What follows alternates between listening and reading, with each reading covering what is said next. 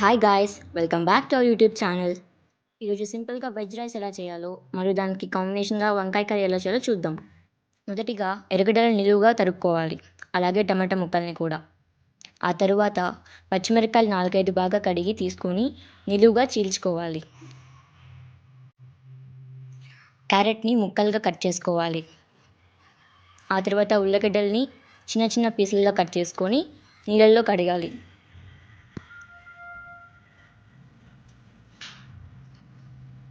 Cut చేసిన వంకాయలని మరియు ఉల్లగడ్డని పసుపు, ఉప్పు వేసి నీళ్ళలో ఊరనివ్వాలి. ఆ తర్వాత వంటకి కావాల్సినవన్నీ సిద్ధం చేసుకోవాలి. ముందుగా పొయ్యి వెలిగించి కుక్కర్ పెట్టుకొని ఒక గెంటె నెయ్యి మరియు ఒక గెంటె నూనె వేసుకోవాలి. నూనె హీట్ అయిన తర్వాత బిర్యానీ మసాలా మరియు జీడిపప్పులు వేసుకోవాలి. అవి ఎర్రగా వేగనివ్వాలి. ఆ తర్వాత ఎర్రగడ్డలు, కరివేపాకు, పచ్చిమిరపకాయలు వేసుకోవాలి. వీటినన్నిటిని బ్రౌన్ కలర్ వచ్చేంత వరకు లో ఫ్లేమ్లో పెట్టి వేయించుకోవాలి. కొద్దిగా ఉప్పు కూడా వేసుకోవాలి. ఉప్పు వేసుకోవడం వల్ల ఎర్రగడ్డలు త్వరగా వేగుతాయి. అలా చిన్న మంట మీద కాసేపు ఎర్రగా వేయించుకోవాలి.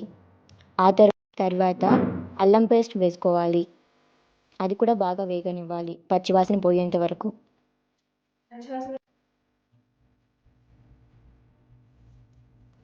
ఒకసారి కలబెట్టి ఎర్రగా అయ్యాయో లేదో చూసుకోవాలి. కొంచెం బిర్యానీ మసాలా వేసుకొని వేపుకోవాలి. ఎర్రగడ్డలు వేగిన తర్వాత మీల్ మేకర్ వేసుకోవాలి. మీల్ మేకర్తో పాటు మిగిలిన కూరగాయలన్నింటినీ మనం వేసుకోవాలి.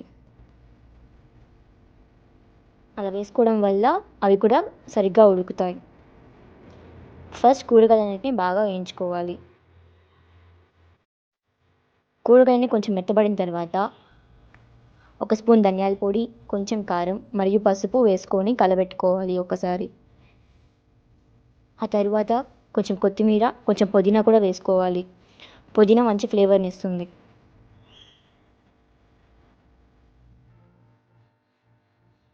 ఆ తర్వాత టమాటాలు కూడా వేసుకోవాలి.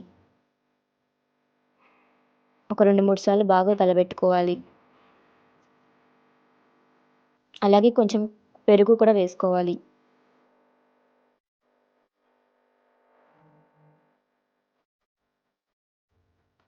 ఒక 2-3 సార్లు బాగా కలబెట్టి మూత పెట్టాలి. ఇలా ఫ్రై చేయడం వల్ల కూరగాయలు అనేవి మెత్తబడతాయి అండ్ త్వరగా ఉడుకుతాయి. కాసేపు మూత పెట్టుకొని తీసిన తర్వాత కూరగాయలన్నీ ఇలా మెత్తగా అయిపోతాయి.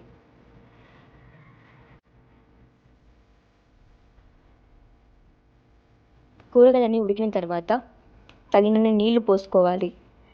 ఒక గ్లాస్ బియ్యానికి 2 గ్లాసుల నీళ్ళు చొప్పున పోసుకోవాలి.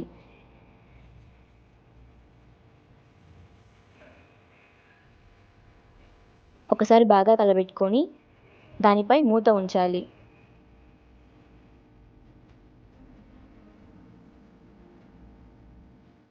అది ఇలా బాగా తెల్లుతున్నప్పుడు బియ్యాన్ని వేయాలి. అలాగే ఉప్పు చూసుకొని తగినంత మళ్ళీ వేయచ్చు. మళ్ళీ మీరు యాడ్ చేయొచ్చు. ఉడుకు పట్టిన తర్వాత కుక్కర్ మూత పెట్టుకోవాలి. అలా ఒక 3 విజిల్లు రాగానే కుక్కర్ కట్టేయాలి. అంతే, మన సింపుల్ వెజ్ బిర్యానీ తయారైపోయింది.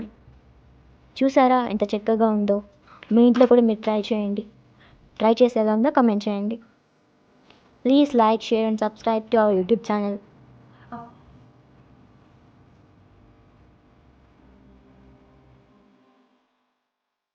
నెక్స్ట్ మనం బ్రింజాల్ కర్రీ ఎలా చేయాలో చూద్దాం.